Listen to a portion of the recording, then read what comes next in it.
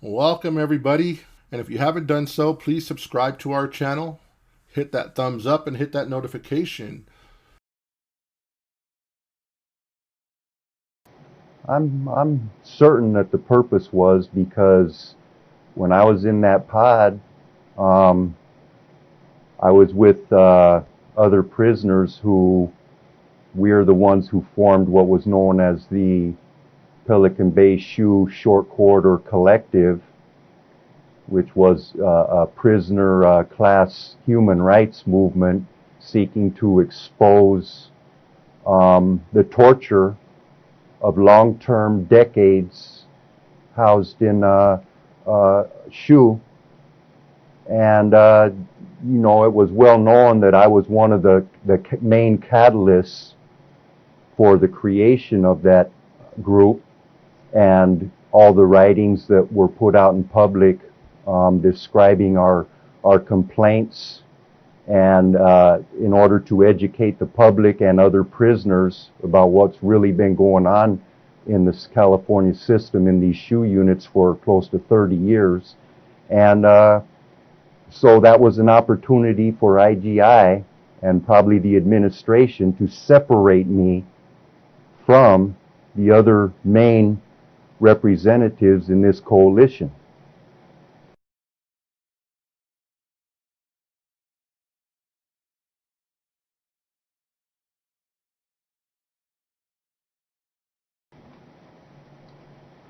Number one, the cell that they put me in D4 when they first put me over there in September of 2012 had a Lexan covering, which is a plexiglass covering over the entire front of the cell.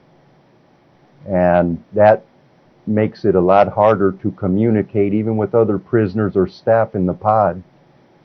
It restricts airflow. It's either real super hot or real cold. And it's a lot more isolation and sensory deprivation. And then at that time we were having monthly meetings with the administration here. At the time it was Associate Warden P.T. Smith. He was in charge of SHU, and we had complained about the Lexan covering on these cells because of various factors that I just touched on.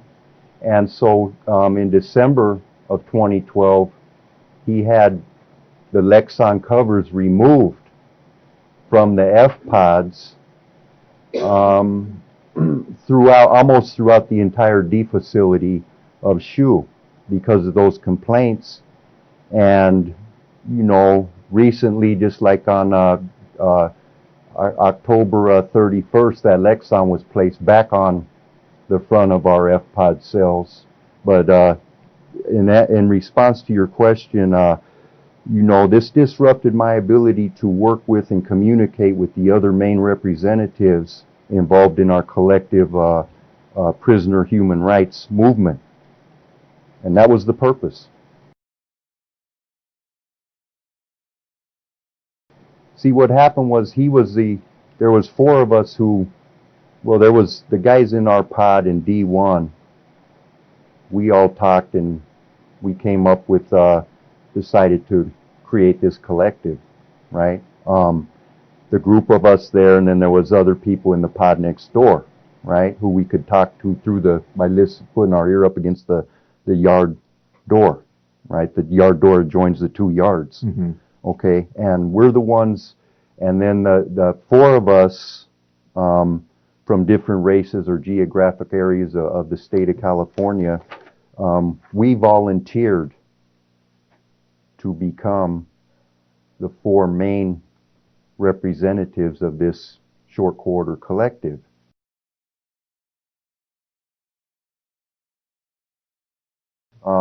As far as I know, it's like I said, communication's been disrupted, but as far as I know, the main representatives are myself, Franco, Arturo Castellanos, and Sitawa Dewberry.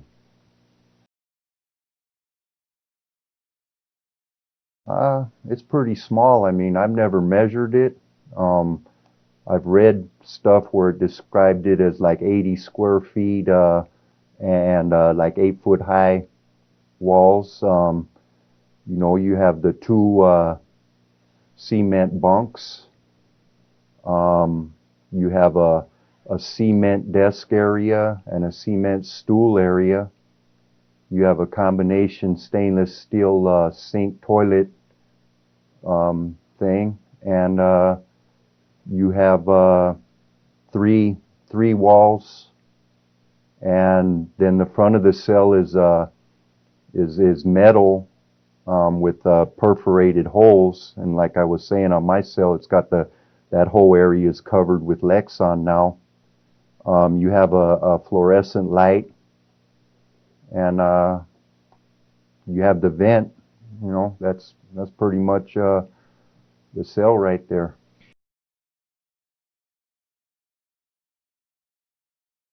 Yeah, they have a designated area that you can put stuff on the wall, right? At the foot of your bed, that area of the cement, right? But since we filed this class action lawsuit, as it's kind of gained traction, you know, I put stuff on more areas of that same wall, and nobody said anything about it, right?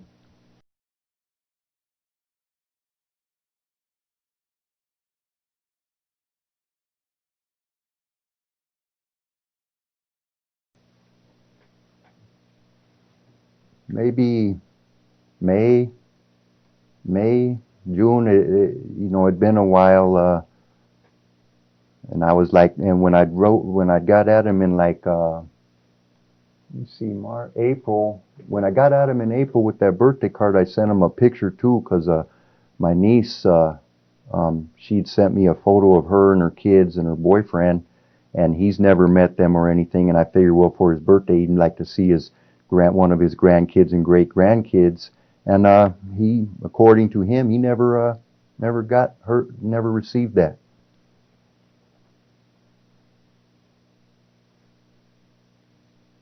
And this is an issue. I mean, if you think about it, I've been in SHU now for 28.3 years, and you know, that's not enough being kept in a cell 24 hours a day.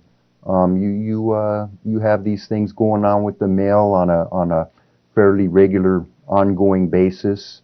You know, I don't know if you could imagine it, having never experienced that, of you know, the psychological, the mental stress and emotions that might cause you to feel when you have these family members and friends that are your only line to the outside world, and they're being stressed out, and you're being stressed out, and frustrated and angry, and you're looking at these guards coming to your cell, and your mail's being played with, and you don't know who it is. You know, it's over time, that's it's a pretty serious issue. You know, things where your mail gets handed to somebody else on the tier. You know, all these kind of things are problems.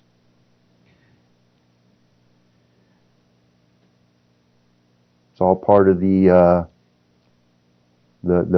process of you know, tormenting prisoners and breaking them down. In my view, it's all intended to coerce a person to become a state informant through the debriefing process.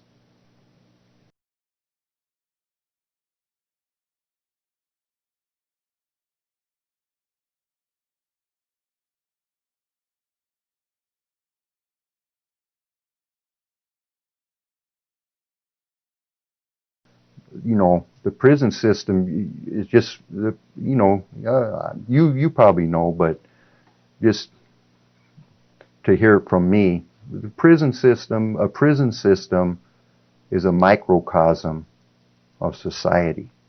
Okay? In society, you have drama, you have politics, you have crime, you have across the board. prison system is a microcosm of that. But you have, the difference is you have a bunch of convicted felons, right? Who, a majority of which come from the working class poor communities, had a hard life, probably involved in drugs, right? And you have them all grouped up. A lot of them grew up from little kids, maybe through their whole families, their grandfathers, fathers, mothers, cousins, all in street gangs. They were brought up in that environment from the time they were little kids, right? And then they're put in this prison, right, where they don't have any, they're stuck. Out in society, if you have a problem with somebody or there's, you have a choice. You can distance yourself from it. In prison, you can't. Well, you can if you go to the guards and say, hey, you need to protect me or get me out of here, but if you do that, they own your ass for the rest of your life, and you're going to have a hard road to go if you go that way, right? So naturally, there's going to be conflict, right? That's just human nature. That's why I don't, as far as politics, disruption, I mean, it depends. And what is this guy? What evidence do you have? Right? Is because a guy is labeled as a gang member, does that mean that if something happens with the group that he's involved with on that line, he should automatically be snatched up off that main line and put in a cell, in a box for 24/7 for decades? No. I think there's a lot better, more humane, smarter ways of dealing with even the most, say you have a documented history of a prisoner who is could be viewed as a vicious, predatory prisoner, right? Is it right to put that guy, because he did things 30 years ago, right, in a box for 30 years, right? No. There's other ways to deal with it. Other countries have proven that there is more humane, smarter ways of dealing with. You take that guy who knows what the circumstances were to what he might have done, right? Say he killed some cops, some guards, right? Who knows what them guards were doing? Say those guards were trying to set him up to be murdered by other prisoners for whatever reason. And he said, you know what? You want to have me murdered by these other prisoners? I'm going to murder you. How's that? Right? And then you take that guy and you put him in a box and you treat him like he's some kind of subhuman animal for 30 years. You know what? You think that's making that person better? You think that's making everybody safer? Right? This is still a human being. In our society was based on, it was originated on, we believe that human beings can be redeemed. They're redeemable. Our system of incarceration was created to punish a prisoner and correct him or make him a better person than when he went in there.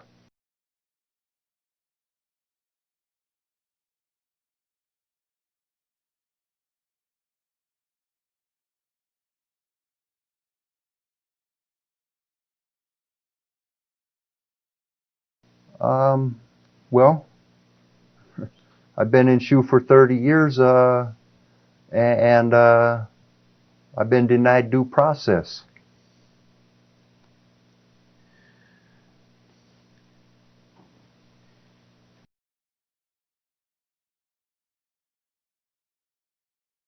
Hey, yeah, that whole process from top to bottom is a sham,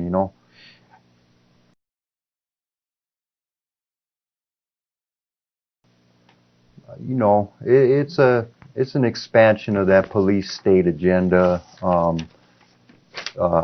you know, it's a terrible policy. We've been opposed to it ever since they came out with it in their prototype proposal in March of 2012. We submitted a detailed opposition and alternative policy, and it's it's a bad policy. It's very it's vague.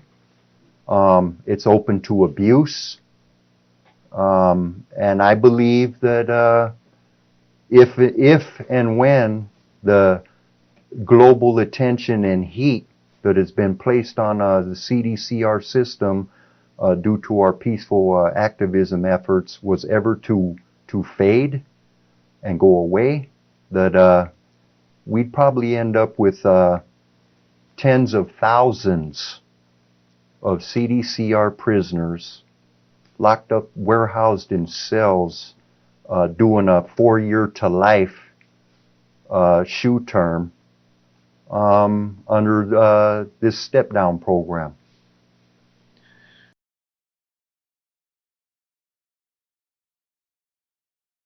Um, well, you know, being as how I'm not affiliated, right? I'm not a member I'm not a member of any gang. I never have been. You know, as far as association, if you call association being housed around other people who they also had labeled as associates or members of gangs, and me interacting with them, conversating with them, assisting them with legal issues that they might have. If that's association, I guess I'm associated. But as far as being associated in any illegal gang activities, no. So I've been in the SHU already for 28.3 years. You know, I haven't had well, they gave me a 12-month SHU term for my alleged leadership role in the 2013 hunger strike, right? Before that, I hadn't had a SHUable offense since probably 92, 93, around there, right? And you know, they don't have anything on me other than what people who torture victims. That's what I call these debriefers. They're torture victims who were so desperate and broke down. They were broke down by the conditions that were subjected to such an extent that everything that was ever contrary to all of their beliefs and the way they lived their whole life up to that point, it just destroyed that. And they went crawling on their stomachs to these gang unit investigators and wanted to lick on their boots and say, please get me out of here. I can't take it anymore, right? You know, other than that, they don't have nothing on me. Their allegations, they're unsupported allegations, right? Because if they did, right, this is where a due process issue comes in. If they did, if they had actual evidence that supported what these debriefers were saying, CDCR's own rules and regulations mandate. It's not discretionary. The term is shall, and the definition of terms in the Title 15, shall is mandatory. And in Title 15, Section 3312 through 3315, it says very specifically, if any staff member believes a prisoner has violated a serious rule or regulation, and it defines serious, right? A serious rule or including a felony offense, right? Shall issue a CDC 115 rule violation report. That applies to all staff. I don't care if you're IGI. I don't care if you're the litigation person. If she observes a prisoner she believes has violated a rule, that's mandatory. It's not discretionary, right? This is also in the DOM, the Department Operations Manual, under the gang policy, where it says these gang unit staff are to, study, observe, surveil, and any type of activity that is illegal. They are to fully punish that person to the fullest extent of all available means, including rule violations, restrictions on privileges, referral to prosecution to the DA. But what it actually says is that they submit their reports. Like, say they got a debriefing report, right? And this debriefer is saying, hey, Todd Ashker, I saw him on the specialty. I never met him before in my life, but I know who he is. I heard of him. I know that he's this and that. And while we were on the bus, we were in the cell, in the cage next to each other, and we had a conversation.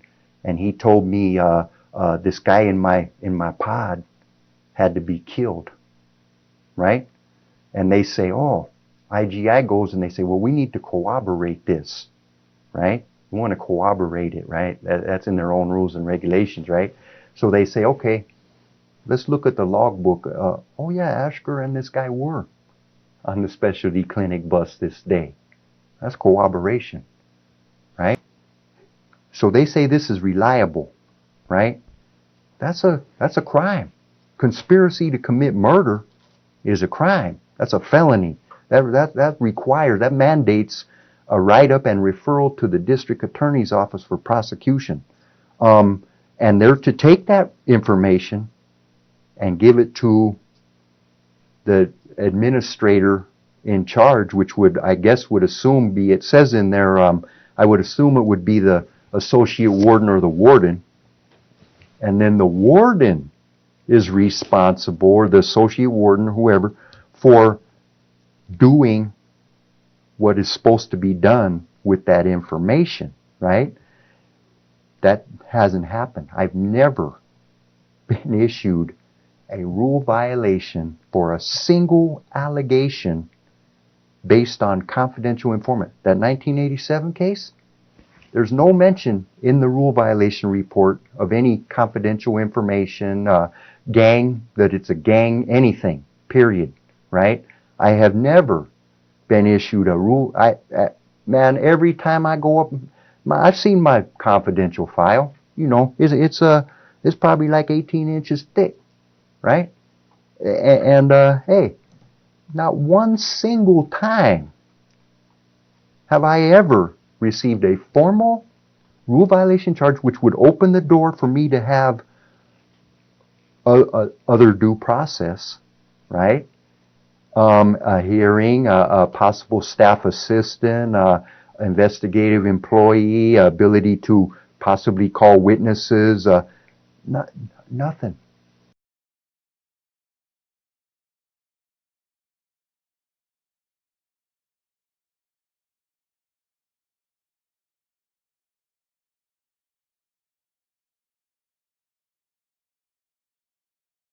And they're telling me if I want the care, Sue Reisenhoover was a family nurse practitioner under Sayers, guidance or whatever, and she is responsible for my medical care at this time. She tells me straight out, this is by 2008 or so, I'm 602 and I'm in constant, chronic, severe pain. I'm lucky if I get 1 to 3 hours of sleep a night for, I'm talking months, years, right? I got all kinds of expert orthopedic specialists, doctors, all saying this is a permanent injury, it's never going to change. Surgery should be the last. I got nerve damage. Surgery should be the last resort because even a minor trauma. He could lose the arm due to the severity of the prior injuries. So medicate, how do we deal with this? Pain medication, physical therapy, supportive arm brace. That was it. This is a specialist. Sayer, I'm begging these people, please. I can't sleep. I'm in pain. I can't function day to day. Reisenhover, I go down to be interviewed for her on a 602 in 2008. And I tell her, hey, Reisenhover, look, man, I provided them with copies of these specialist reports. I said, hey, Reisenhover, look, what is going on here? I said, man, I've been coming down here repeatedly telling you that I'm suffering. I'm in severe chronic pain. I can't sleep. I provided you with my copies of these specialist reports. And what is going on? I don't understand it. And she mumbles to me under her breath, come on now, Mr. Ashker. You know what's going on. You hold the keys. You hold the keys to get out of shoe anytime you want.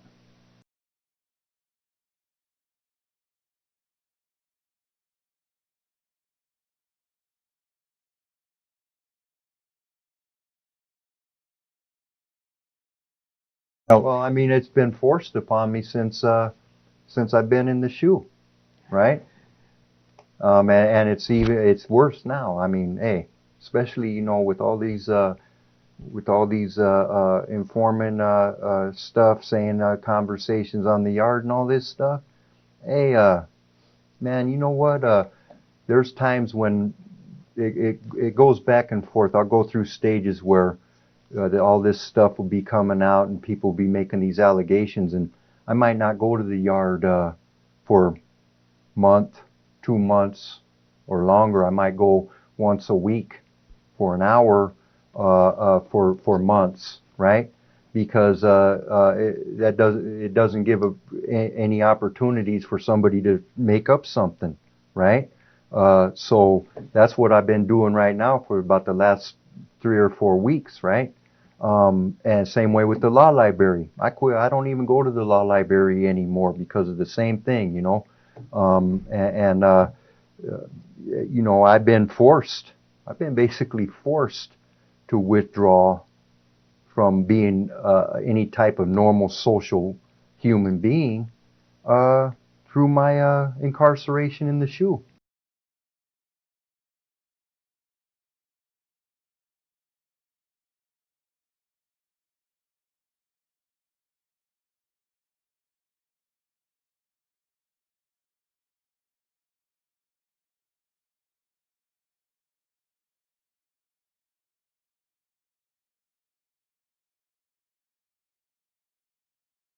Well, I mean, um,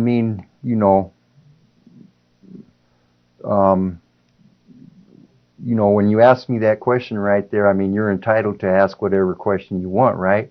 But it's kind of disrespectful because I'm pretty sure, based on my testimony here, if you're not familiar with it, prior to this, is I've had severe problems obtaining medical care for at least more than 24 years since I was shot and permanently crippled up and subject to chronic pain. And I have repeatedly practically begged, I have begged for medical care for 24 plus years and repeatedly been denied and had to file lawsuits.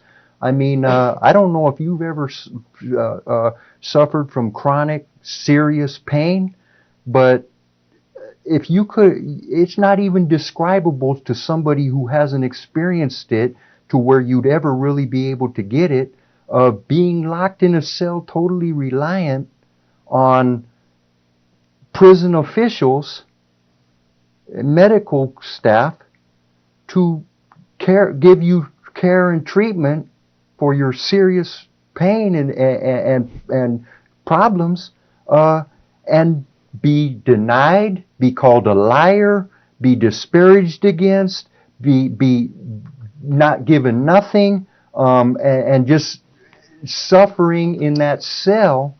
I mean, mentally, I mean, it's impossible to put into words. That's where I put in that one part about my anger and a sense of continuous silently screaming, right?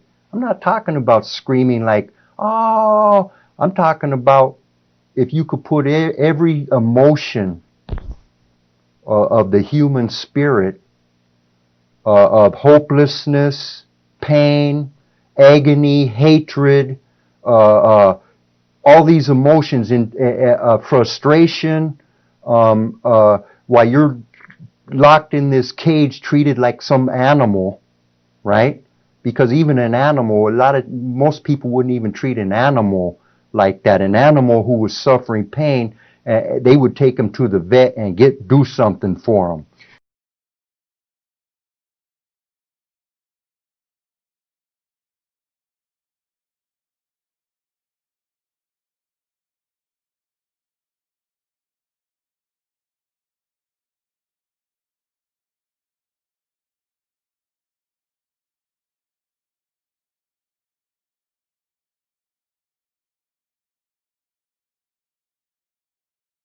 Because in medical, a physical medical ailment, right?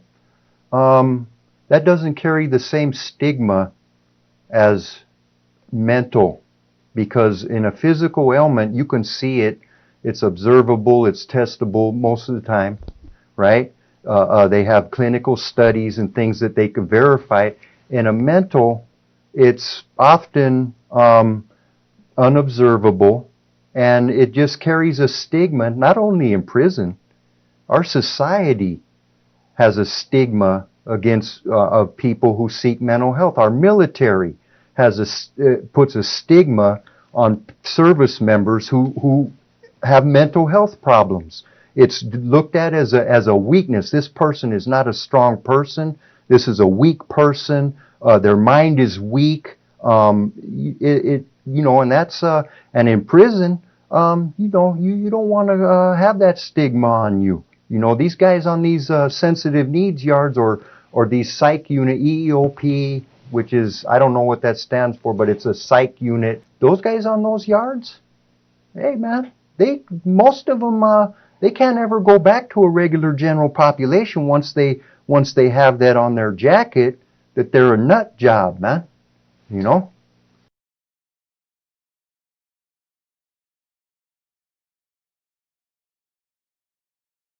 But the stigma in my own mind of that would like I told you, I don't care if I was hearing voices, if I was seeing visions. I wouldn't go to mental health and say, hey, what can you do for me?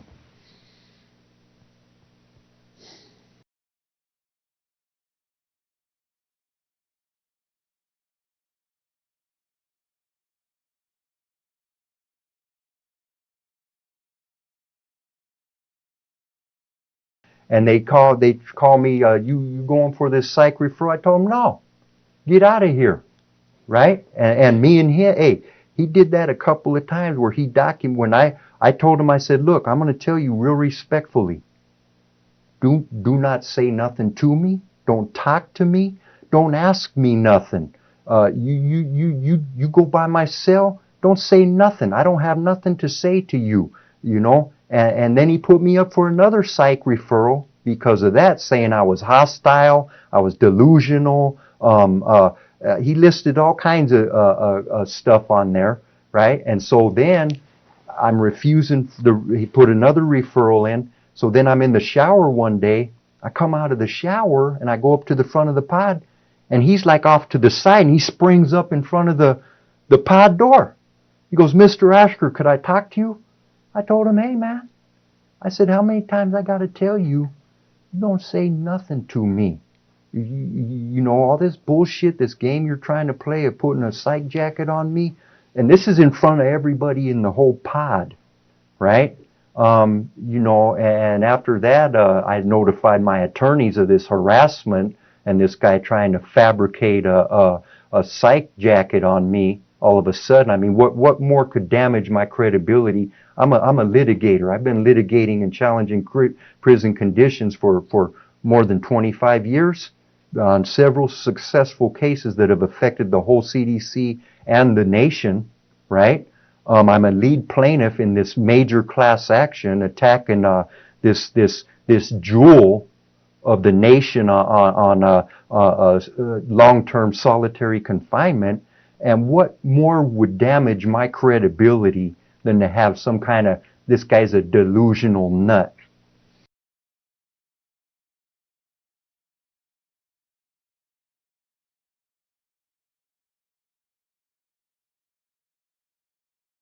But I believe in my mind, right, that it's possible that my vision problems are a result of years of not having long range vision, like things to focus on long range. It's all closely confined in a small box for 28 plus years, right? And